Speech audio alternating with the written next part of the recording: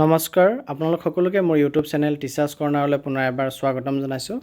আমি সকলোৱে নিশ্চয় গম পাইছোঁ যে যোৱাকালি অৰ্থাৎ 19 ডিচেম্বৰ তাৰিখে গ্ৰেজুৱেট টিচাৰ আৰু পোষ্ট গ্ৰেজুৱেট টিচাৰৰ যি টেট কাম ৰিক্ৰুটমেণ্ট টেষ্ট পৰীক্ষাত মেথামেটিক্স ছাবজেক্টটো ইনক্লুড কৰা হৈছে 15 মাৰ্কছ দি পেলাই।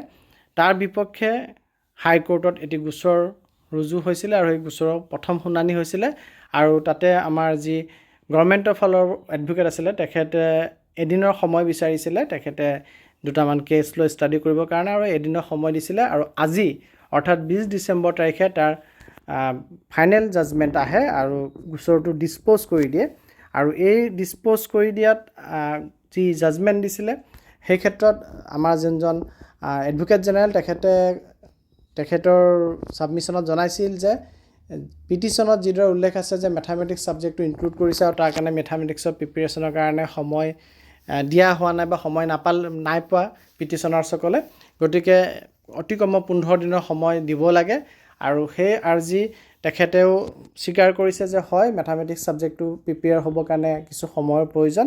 গতিকে তেখেতেও কোৰ্টক জনায় যে যদিও প্ৰশ্ন কাকত ইতিমধ্যে প্ৰিণ্ট হৈ গ'ল বা সকলো প্ৰিপেৰেশ্যন হৈ গ'ল তথাপিও গভৰ্ণমেণ্ট সাজু আছে সময় দিবৰ কাৰণে আৰু সেই গতিকে বিহুৰ পিছত মাঘ বিহুৰ পাছত যদি পৰীক্ষা অনুষ্ঠিত হয় তেতিয়াহ'লে চৰকাৰী পক্ষৰ কোনো আপত্তি নাই আৰু এই কথাত সন্তুষ্ট হয় সকলো পক্ষ আৰু কোৰ্টে সেইমতে জাজমেণ্ট দিয়ে।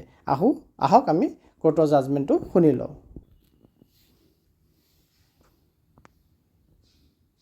And may further be pleased to direct the respondents' authorities to defer the TET cum recruitment test and thereby provided sufficient time to the petitioner to prepare the same.